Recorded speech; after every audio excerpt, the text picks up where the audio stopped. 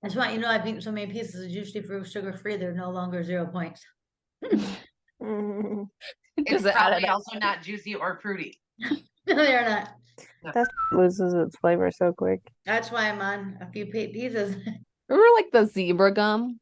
What was Oh that? yeah, Yeah, zebra stripe the Zebra. zebra stripe. Yeah, it had the That will the always chalk remind on me. that. outside. And that was all Like the flavors was that chunk. the chalk. Yeah.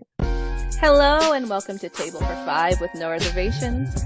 Take a seat at the table for a fresh, sweet, salty tart, and pleasantly bitter conversation.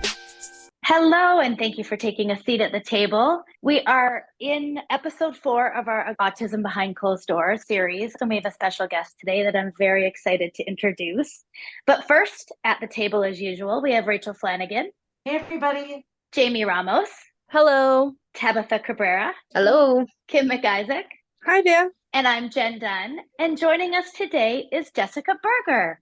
Thank you so much for joining us. Thank you so much for having me. I am so excited. I feel like we're real life friends, even though we've not met in person. But I did interview you a couple years ago. I first heard your story over on Coops, and it was at a time when we were really thick into aggression. And I just found your story fascinating, heartbreaking, heartwarming. It was beautiful. I'm going to let you tell it, but you have 2 daughters. You have Zoe and Yes. Piper, right? Yes. Piper made a quick appearance on our interview, so I remembered that.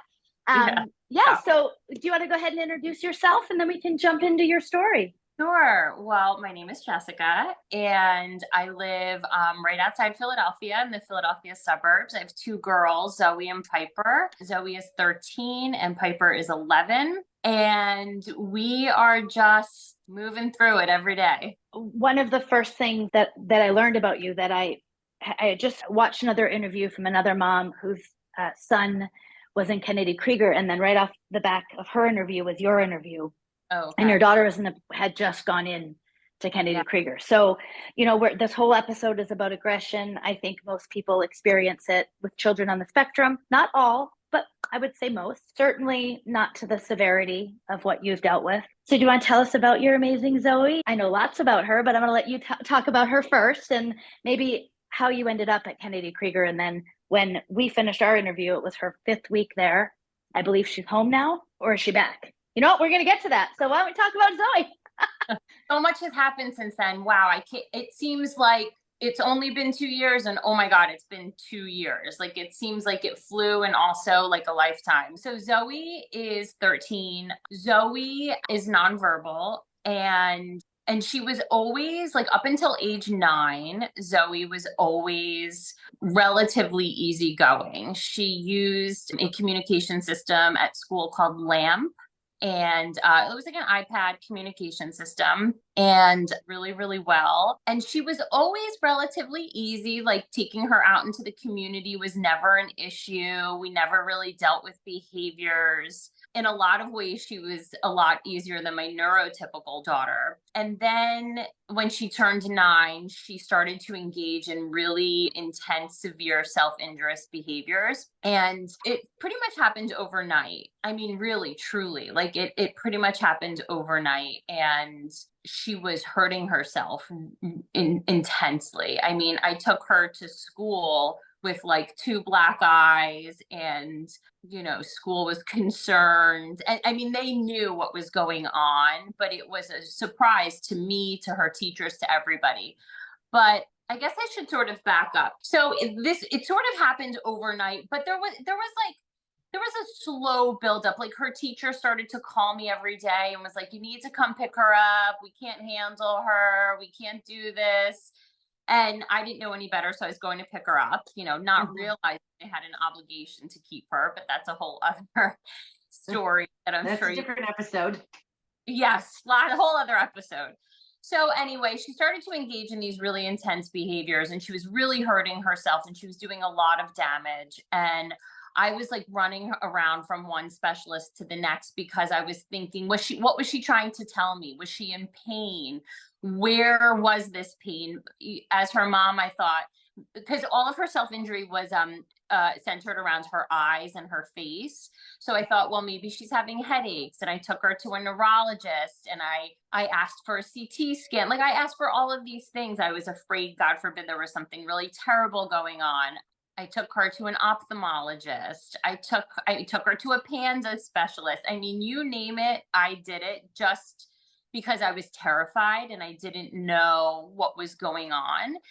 And nobody was really able to help us. Nobody was able to give me any answers. And meanwhile, this was just continuing. The behaviors were continuing, and school was continuing to call me every day. And our home had been turned upside down, really. You know, it went from like a pretty peaceful place to screaming and yelling. And my younger daughter at that time was 7. So it was really challenging because I felt like I was completely on my own, because nobody had anything for me. There was no suggestions. There was no help. There was nobody who had been through the same thing. Like, I really felt like I was flying solo. And then COVID hit, and then we had no services or no nothing. But in the interim, this is never easy for me to say, ever, ever, ever. It's been 4 years and it never gets easier. But as a result of all the self-injury, my daughter lost her eyesight. So, you know, now I had a child who was incredibly self-injurious, legally blind, you know, and there was no help, no support. It was a challenge. That's the part that stuck out to me. And you said she looked like she had gone around with Mike Tyson. She was so battered and beaten. Yes. Yes. And it was right before her 9th birthday, and her birthday is in April. So we had a family trip planned to Disney, and we had it planned. Actually, it was our gift to the girls for the holidays. We gave it to them during we celebrate Christmas and Hanukkah. We do both in our house. And so it was their holiday gift, and we were going in April because it was right between Zoe's birthday is April, Piper's birthday is May. So it was right in between. And really, this happened like days before. And I took her to the pediatrician. Like, I took her all over, and the pediatrician was like, I wouldn't get on a plane with her looking like that if I were you. And I was like, how am I going to tell my 7-year-old we're not going to Disney World? Yeah. So we went and we did it. And actually, Zoe was probably the best out of all of us, honestly, because I don't know if it's on Disney, but whew. Oh, it's not the happiest place on earth. I'm just going to tell you right now, it's not. Oh my, I am not a Disney parent. And to me, that was like not a fun time. No. Did you get a lot of looks and stares and? Oh yeah. But what happened was the pediatrician Zoe had never been on medication prior to that. So the pediatrician gave us, now I forget, I believe it was risperidone. Yes. I almost said that too. Yep. And it worked like overnight. So when we were there, the behaviors really did settle down, but she looked like a mess. So yes, people were looking at us like, yeah, what happened to this child? So then anyway, so the risperidone did help for a short period of time. That was in April. And I would say that summer was sort of like up and down. And then come spring is when like the shit really hit the fan. You're gonna have to yoo-hoo me or something. But still me. But that's when it got really bad. And that's when her teacher was calling me. And that's when the risperidone was no longer working. And that's when we found out about her vision. And then somebody at some point, I think somebody at CHOP, I had taken her to CHOP, Children's Hospital of Philadelphia. I don't know if you guys are familiar with CHOP, but they're really well known here in Philadelphia. And somebody there had recommended KKI to me. I had never heard of KKI. I didn't know what they did. I didn't know anything. So I filled out the application, and I thought, okay, this is going to be like several years. So what are we going to do until then? And actually, we were probably lucky, because I say only, but we waited only 6 months. And when you're in crisis like that, that seems like an eternity. But I mean, all the families who are waiting are in crisis, and some of them in years. So we were lucky. What I found interesting, and then I'll let you finish telling your story, is that you had said you got a hold of an email, so you emailed every day, but you thought with her retinas, it would be a shock. And what you learned was that's a very common thing at Kennedy Krieger for our kiddos, which I think was what pulled at my heart so much, is when I had learned that both of her retinas were detached from self-injuring. So you filled out the forms, you, like a mama bear, went after every day to get her in. And then how does that intake look? I don't know if I have the statistics correct. I'm only going by what Christine had said, but she said it was 19 children. They hold 19 in that facility, which you had said is a hospital. I did not realize it. I thought it was a residential. So for anyone listening, Kennedy Krieger is actually a hospital. It's part of Johns Hopkins, I believe you said, which I did not know that either. But it's like 1 in 19 kids like fill that spot every year. It's that hard to get into. Correct. So they take the most extreme cases. Correct. And when we were there, it was like the height of COVID. So they weren't even at their maximum like bed capacity. I think they were at like 8 or something like that. And typically they're at like 16. So it's already not a lot. It is not easy, but I got the email of, now I don't even remember what his title there is, but he's somewhere high up. And I got his email because my best friend is a primary care physician, and she ended up somehow getting this email, and I just emailed him every single day. And I sent him pictures of Zoe, and I told him our story, and I just begged him for help. I don't know if that helped, but we got in after 6 months, and she was there for 10 months. So she went in February of 2021. Oh yes, because I talked with you, Jen, right after. Okay. So she went in February. She was there until December of 21. So she was there almost a year. She was there about 10 months. And then when she came home, still very much like COVID time. So when she came home, we didn't have, so what Kennedy Krieger, I mean, one of the very amazing things about them, there's lots of amazing things, but they help. Prior to discharge, they help kids with like school placements, because oftentimes they have a different school to go to. So school placements, getting like wraparound services in the house, if you need like nursing services, any of that stuff, they help with getting all of that set up. So because it was like still very COVID-y, Zoe didn't have a school placement. So she coming home, and it was just supposed to be her and I, and we did have wraparound services set up. So her and I and wraparound services, or someone coming to our house. So what Kennedy Krieger does is they get all that set up, and then for the first like 3 days, they send the lead BCBA from your child's team home with you. So they don't stay at the house with you, but they stay at like a hotel nearby. And they're just there to support you in those first few days. So what happened was, the day after we came home, our new wraparound therapist was supposed to be at the house. And that way, like, they could be trained by the KKI people, and it would be this like very cohesive thing. Well, anyway, they called, and the therapist had like some type of an emergency, and they said like, nobody's coming now or ever. Oh. Really. Oh. Yeah. So now it's me and Zoe, and no school, and like no BCBA, no nothing, no wraparound, no nothing. So her behavior plan that KKI had created, and what I also will tell you guys is, when a child is being discharged from KKI, the parents go there and train like once a week for the whole like month leading up to discharge. So like, they're making sure that you're very prepared. They're not just sending this child home. They're making sure you're prepared. And I felt prepared, but our whole plan unraveled very quickly without any support, because Zoe's super smart, and she knows, hey, it's mom, and like, I'm not doing this. And I'm home, and these demands just don't work for me here. It was really challenging, like right away. Like, it felt like all the progress she made very quickly unraveled. And so KKI staff ended up being here with us for like a month, because I think they just felt so awful. And they were like, had we known this, we wouldn't have discharged her. Anyway, so Zoe started to become very self-injurious again, and she was really hurting herself. And she hit her head one day against the, like, in the powder room, you have like a pedestal sink. Like, she just whacked her head against the sink. And my husband and I ended up taking her back to CHOP because we didn't know what to do. and Children's Hospital, Philadelphia. They have a unit there. It's called the MBU, the Medical Behavioral Unit. So a lot of kids with autism are there, unfortunately, because they're waiting for nothing, which we can talk about another time. But because Rachel knows that. So we ended up taking her there, and I was in touch with the staff from KKI, and I was just begging them to take her back. And they did.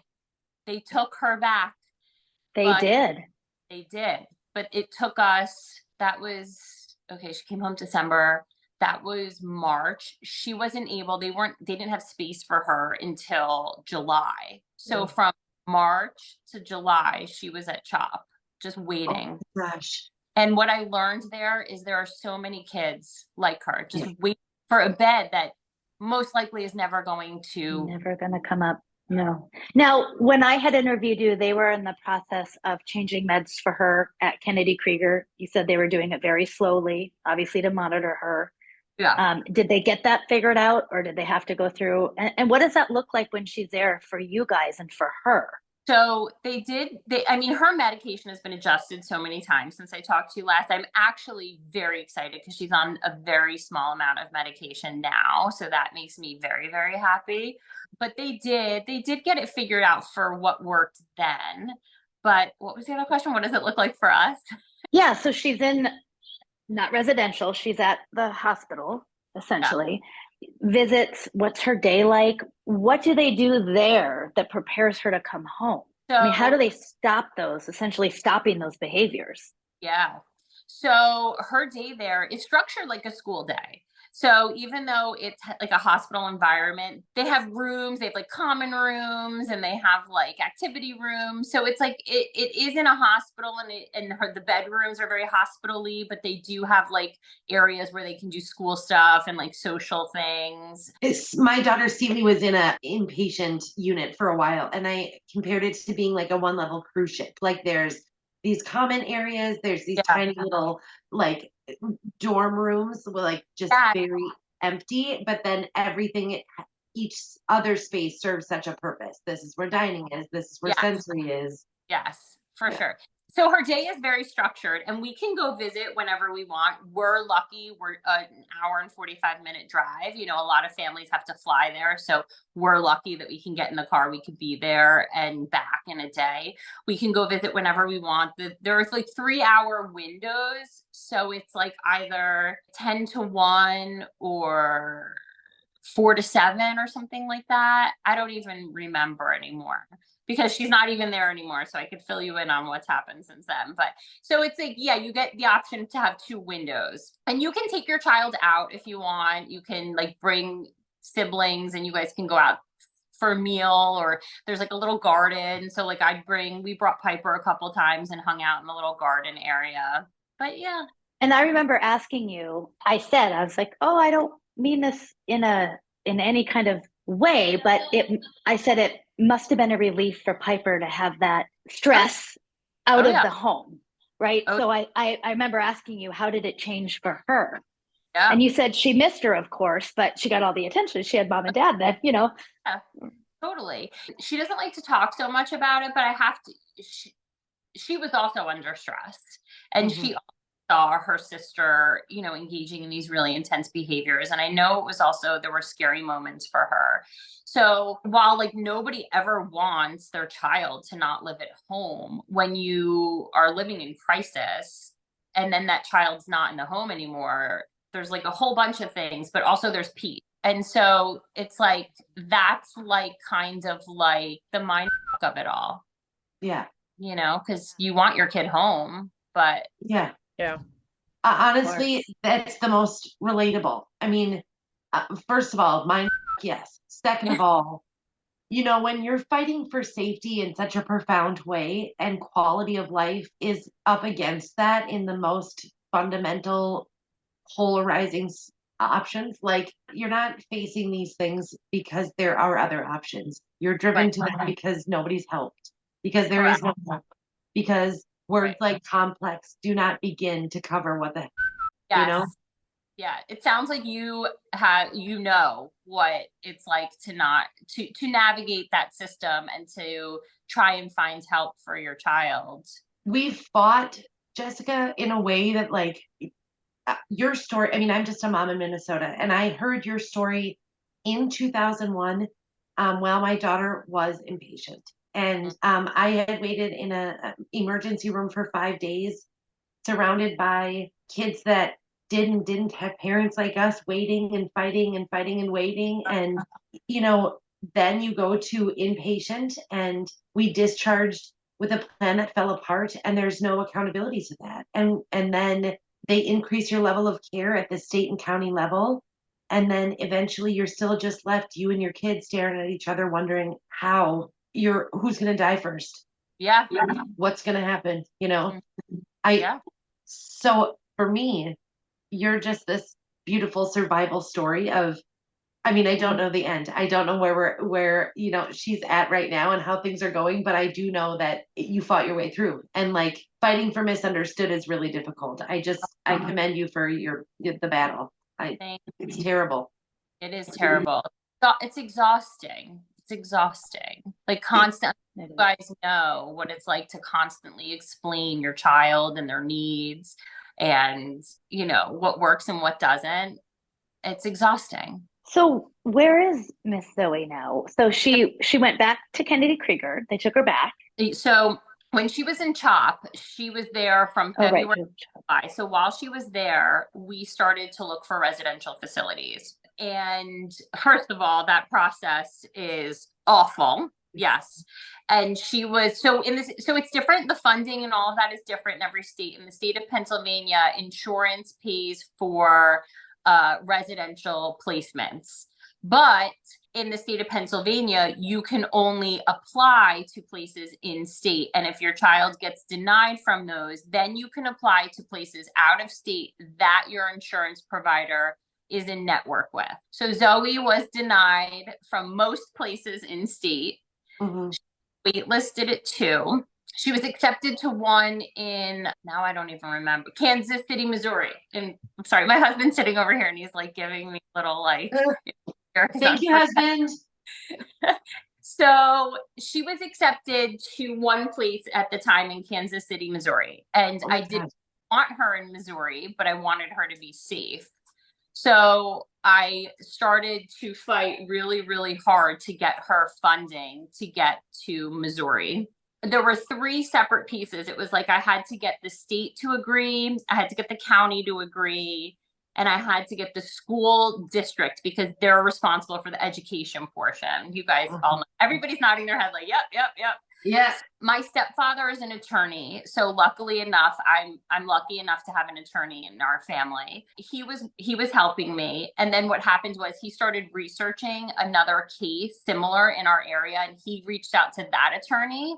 So now we had 2 attorneys, and I started writing letters to like all my state legislators, and I started to explain our story and why we needed this funding. And I was telling them my daughter was laying in a hospital bed waiting, and I was trying to explain to them the seriousness of the situation, and that it really truly was life or death for my daughter.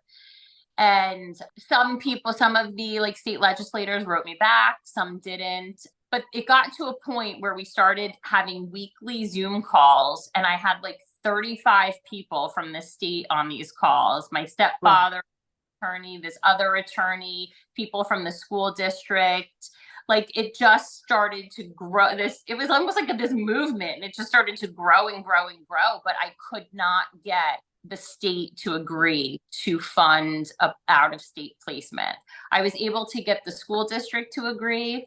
The county agreed to chip in like a small portion, not what they could have or should have, but the state was telling me no. So then what happened was the social worker at CHOP, she ended up sending an application to another place in state that we had talked about, but they were full, and they had said, well, we're not going to have a female bed for X amount of years.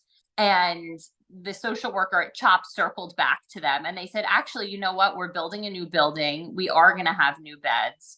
So they came out to CHOP and they met Zoe, and it was the weirdest thing. It was like we were interviewing for this bed, and it felt like there was so much on the line, because it was like, well, what if she doesn't get in? Like, this really is our last hope, because we can't get funding for this other place. So they came out, they met her. We found out the next day that she was accepted. Yay! I know. It was so crazy, because I was home alone and I got the email and I couldn't open it from my phone because it was encrypted.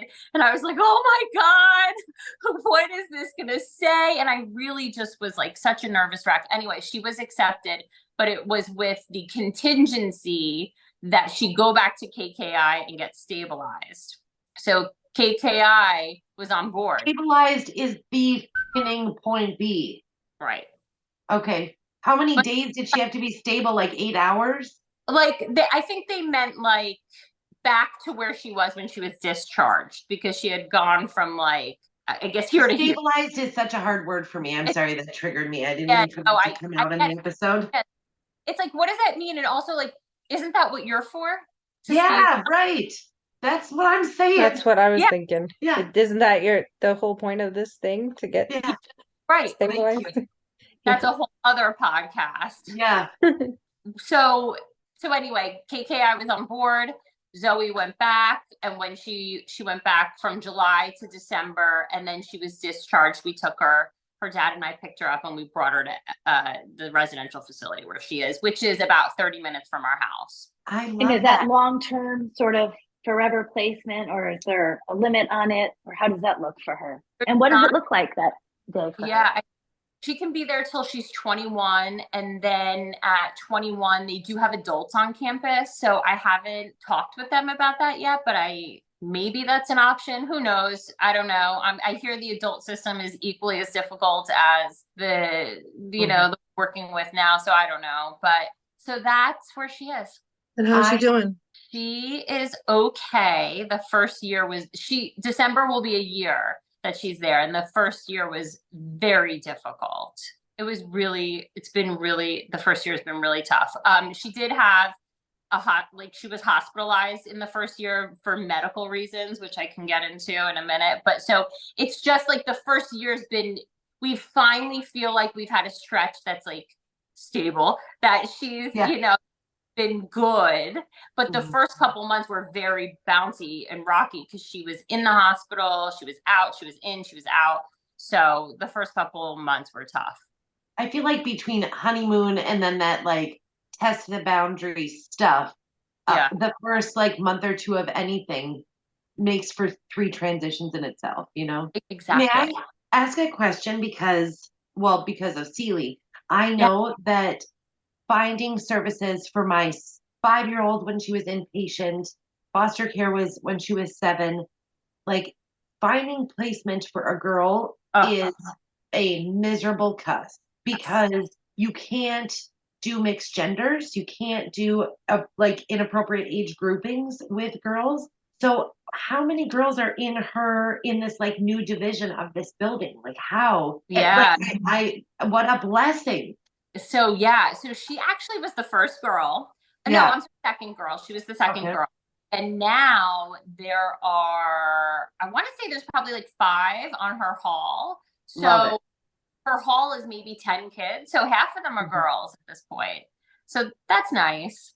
Yeah. Yeah. So where, can I ask you where your daughter is? Am I allowed to ask you that? Of course you can. Okay. Yes. She, my daughter Seeley is now 8.5. Okay. Well, she'll be, 8.5. She is at home primarily.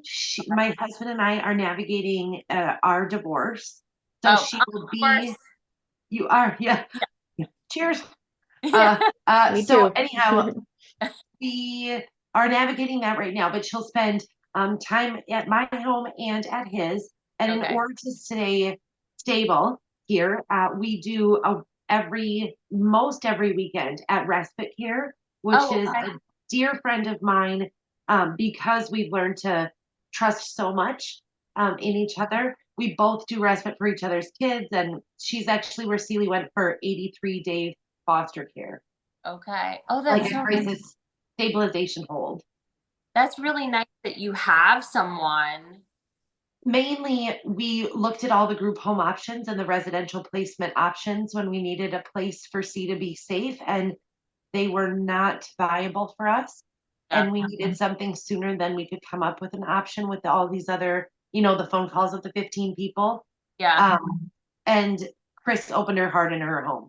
So I'm very lucky that way because there's nothing. Like the younger you are, the harder it is. The more girl you are, I mean, it's just like a whole subsection of a subsection of a subsection of people, And I find it how, like, as parents, you're just expected to be on 24/7 with the kids. No respite, no rest, no nothing. You're just expected. Like these residential facilities say, oh, well, your child's too complex. And it's like, well, but I'm supposed to take care of them. We say that all the time on the podcast, and me specifically about Celie. It's like, if you need a staff ratio of, she's right now at a school where she's in a federal level 4 setting in Minnesota, which means that she has like 4 other students in her classroom and up to 7 or 9 teachers.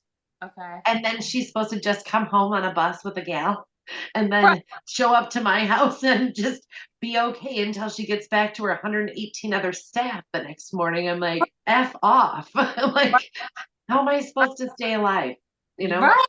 Right. Yeah. Her. Can I ask a question, Jessica? What is her diagnosis, if you are okay saying? Yeah, so Zoe for our listeners is an autism diagnosis, and she also has something called SOTOS syndrome, SOTOS syndrome.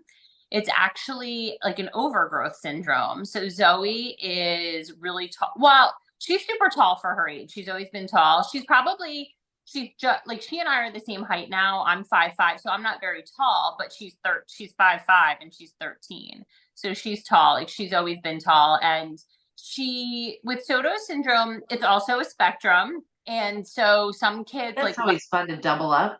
Yeah, it's so great. And so some kids level out, meaning they don't become extremely, extremely tall. And some do. Some are super tall. So with Zoe, we don't know. But I mean, it's like at the last of the list at this point. Yeah, always a good time. This whole series we've been talking about kind of this behind closed doors bracket of behaviors or stuff that we don't talk about as parents to autistic kids, and it's been hard to share, but also I think like freeing a bit to kind of discuss some of the harder things. So your story is really fascinating, especially for parents who, you're at the end of the line in your state or wherever, where you're right, where do you go next? And you're just expected to parent for 24 hours a day for safety or whatever the case may be. It's just mind blowing that they're just like, okay, good luck to you. You're like, it is mind blowing to me. And the thing that I think is like such an important piece is that, like, I kept going and going and going and going, but there are parents who can't, or who maybe who don't know how to, or who don't have the support of, like, who don't have an attorney in their family and who don't know how to do that. So what happens to those families and those children? They're all just living in crisis because they make it so difficult to get help. It makes me so angry. I've thought that so many times sitting at IEP meetings specifically, because the school is like one of my personal hardest points, and I don't know where that comes from, but it just is challenging for me personally. But I'm an attorney by profession, and I've dropped that as a skill to say, hey, I can read your documents. I know what you're saying. We're not messing around. Like, we're going to keep showing up. But there are so many parents who walk in there or any place where they don't have the power or the skills or the support or whatever it may be, and just get dozed over in so many circumstances. It's just hard. I've thought about that same thing many times. Yeah, it is. It makes me so angry. And like, I've had people reach out to me like, how'd you get help? How'd you get help? And I would love to be able to share with everybody. But after like everything with Zoe was said and done, I was like, that's when I shut the social media down, because I was like, I've got to take a break. Like, it did a number on my nervous system. So, Yeah. you know, I would love to be able to share everything I've learned with everybody so that it isn't so damn difficult and people can get help. I'm just, you know, it's the form thing. I just don't know how to do that. So They're awful. It's awful. So you mentioned that she was legally blind. Has any of her vision like come back, or what's that look like? no, so when your retinas are detached, what I've learned is like sometimes when that happens, somebody will still maybe see shadows or their vision will be fuzzy, but eventually that goes away. So with Zoe, we don't really know because she's nonverbal. So we don't know what her vision is. I mean, you know, we're just now 4 years later because of COVID and because of all the disruptions in like getting help, she's just now learning to use a white cane and to use a guide, you know, but it's taken us 4 years to get here. But yeah, we don't know. So we're just moving ahead as if she does not have vision so that she be in the world.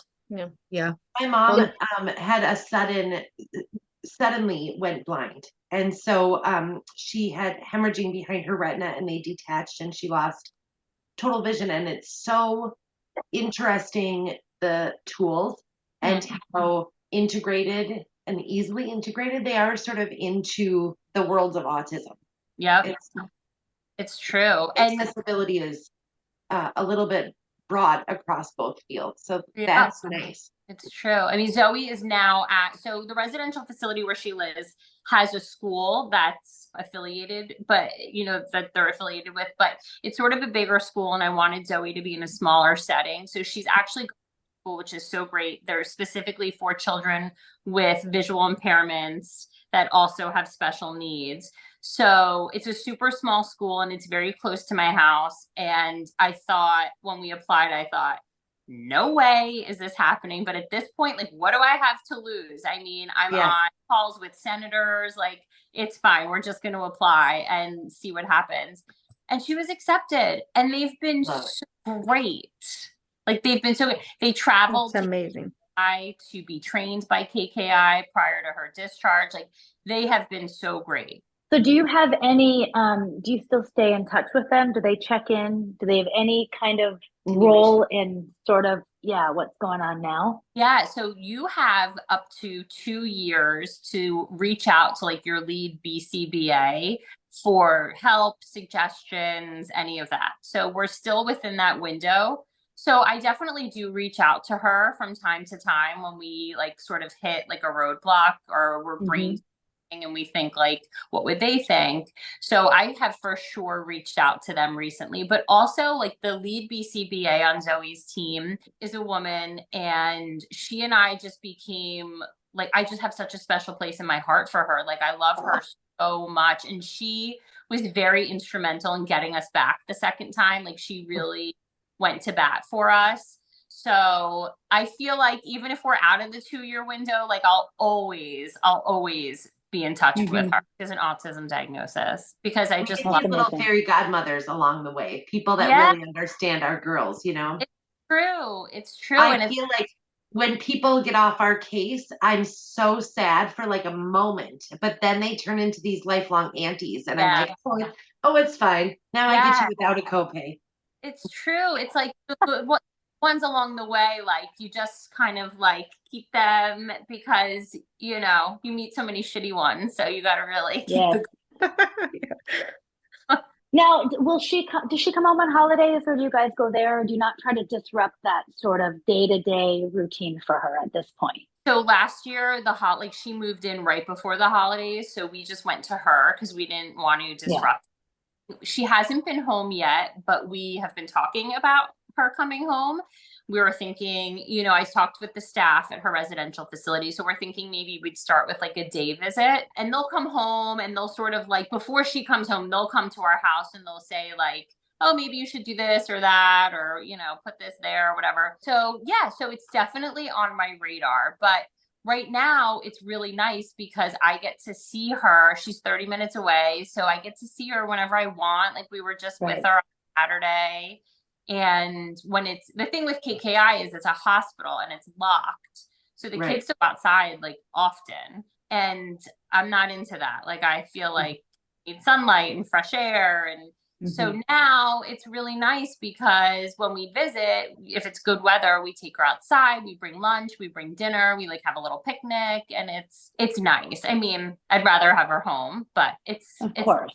It sounds like the absolute dreamboat. I have I have to commend you just for sharing your story, because it's obviously a very painful story to share, and it's a story that's not completely resolved yet, but I just think it's so important for her story to be shared and heard, and then, you know, that there's going to be some other mom out there that this is going to inspire her, and you keep them going. And it's so hard, even with nothing, I've been through nothing like this, but like with the phone calls, with trying to get a hold of people, with like trying to find a doctor for my adult daughter. Like, it's just, I was gonna say, Kimmy has everything. an adult daughter, so she's been through the whole adult scope of it all. Everything is so taxing, and sometimes you do step away, and I don't want to say give up, but like sometimes you just get so beaten down by the process of everything. And obviously with your daughter, the stakes are so, you know, they're so high. It's just, you know, like you said, there's so many other people that I always think of, people that like English isn't their first language. They don't even fully understand, like, you know, what's happening to these kids. Like, it's just, it's just so hard. Well, thank you for saying that. I appreciate it. But yes, I think it's so important for people to hear our story, because there are so many kids like Zoe. And I feel like we don't talk about, like media and social media, whatever, doesn't talk about the kids like Zoe. I feel like so often we're seeing like the happy stories, and those like the happy stories, the kid going to prom, or the kid who gets the job at the coffee shop. And those are all really great stories too. But like, we need to talk about the kids who are laying in hospital beds with nowhere to go. Yeah. Like, why isn't there a Kennedy Krieger in every state, or at least every region of the country? You know what I mean? Like 19. It's crazy, you know. And it does sound like that is the best of the best. Like, you're getting the best people there. So there needs to, like Kimmy said, there needs to be a lot more Kennedy Kriegers. I'm in Canada, to be clear, not remotely what you and your family went through, but we were at a height of what do we do? And it was the same thing. I went to Children's Hospital and I dropped to my knees and I said, somebody please help me. Like, help my daughter. There's no help. There's nobody in this field of autism that seems to truly get the piece of aggression. Like, they don't seem to get that piece of it, you know? So there is no it's help. like a constant passing of the buck. Like, oh, you need to call this person. And then person's like, no, you really need to call this specialist. And the specialist is like, no, you should try this place. And it's like, as you were saying, you know, I went from specialist to specialist. I thought, like, God dang, I've been there. Mine was called the Mayo Clinic, and we were on like a lazy Susan, like at the Pope's Head on Buca de Beppo. Like, we just kept going to the other people, like, spin us around, let's see the people. And for us, they just kept saying, she needs to be older. You need to be on the East Coast with her. She needs to be older. Like, there's no place. But with every no we were hearing, no for the EEG, no for the, you know, like, results of major seizures. Like, they could track slowing of things. They could track the size of things, but like nothing was ever an answer.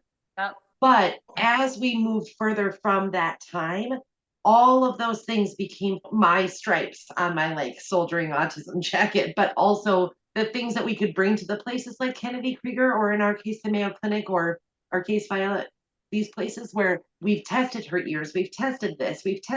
These are not like inconclusive, like all these steps that feel like nothing or feel like failures add to the case eventually. And it all matters. So it's, I mean, just, I can hear and feel every rung of the ladder for helping Zoe, just knowing my path. And dang it, good job, girl. Just always been rooting for you guys. I just am inspired. Thank you. Did you ever get any insight into what like triggered the self-harm? Like, was there ever any? I was wondering that too. We still don't really know. We don't really have any answers. I mean, I think that, you know, hormones probably played a part.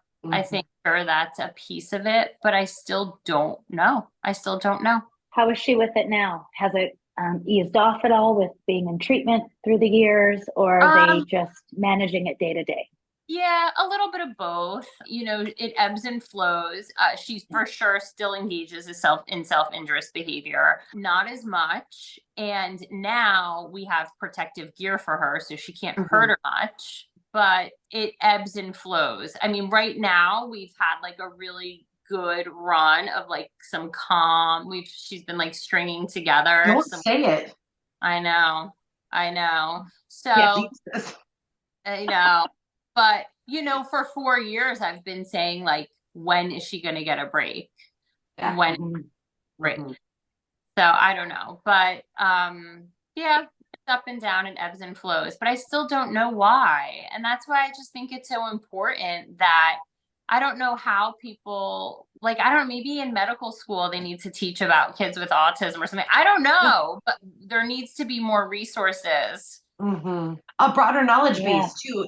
There's so much. That's why we've come to this topic or this series of autism behind closed doors, because we finally have developed a resource library rich with different topics and open and candid conversations. And it's like, well, it's really time to lift the veil a bit more. And if we can't use a community that we've built for conversations like these, where can you talk about it? And it's like so much than like the kids. It's like, what happens to the parents and the siblings when this stuff is going on? PTSD and the stress and the chaos. Like, what happens to everybody? What's the fallout?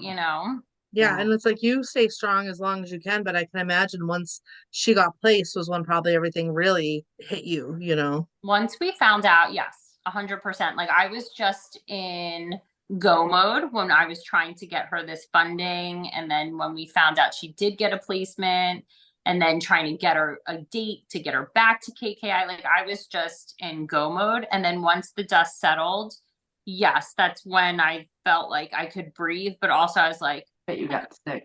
I've got some issues from this that maybe now I need to start to figure out, like just like I teach yoga. And so I'm into like, taking care of yourself and whatever, but like lighting incense and stuff, but like it just wreaks havoc on your nervous system. Right. And then there's this other child, here that's a part of all of it too. It's so hard, I think, with the siblings.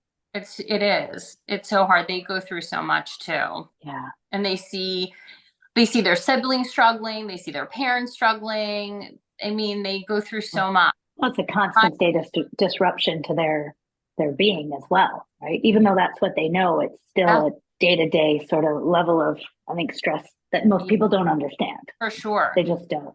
I am so thankful you came on. When we talked about this, I'm like, I know, I would ask Jessica.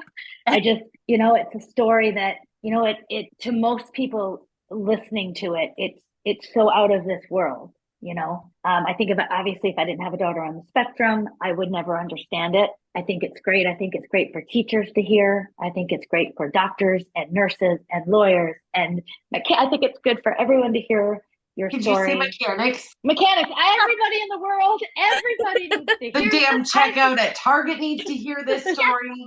Yeah. Mostly them. Mostly. Target especially. Yes. Yes. Everybody needs to hear this. Thank you. Thank you for being so open and sharing something that is not easy. Incredible. Thank you for coming on. Incredible. Yes. Thank you for having me and for giving me the opportunity to share. It's super important to me that people know Zoe's story so that we could know more. You can do more. You could do better. I just don't really know like how to share stuff because I'm not like, big on social media and stuff. So this is thank you for letting me do. Let me just tell you then, Rachel Flanagan has big plans. She's going to build a big commune, and we're going to have a school there and therapists. We're just going to all live together. So you're welcome to join. Love that. That would this is my A-frame connected by a tunnel drawing for a 2 girls aging out unit. Can hardly wait. Love that. And I'll teach yoga and meditation to all the moms. Yeah. Perfect. Right next to the labyrinth, the stone labyrinth. Yeah. I'll be serving the cocktails. Okay. Come see me when you've stretched. Be there for you. Yeah. So thank you. Yes, and fingers crossed for longer periods for Zoe of calm and hopefully. Thank you. I really appreciate that. Thank you. Thank you so much for joining us. Bye. You want to say hi now? Bye. Thank you for joining us at the table for this episode of the Table for Five No Reservations podcast. Big thank you to all of our supporters. If you'd like to become a supporter, please check out the description of this episode. There you can also find episode information. If you enjoy our podcast, we would appreciate if you could rate and review us wherever you listen. Join us next Monday for more, and while you wait, check out our content on Facebook and Instagram. If you'd like to contact us, you can at tablefor5podcast@gmail.com. We can't wait to sit with you again. See you next time. Bye.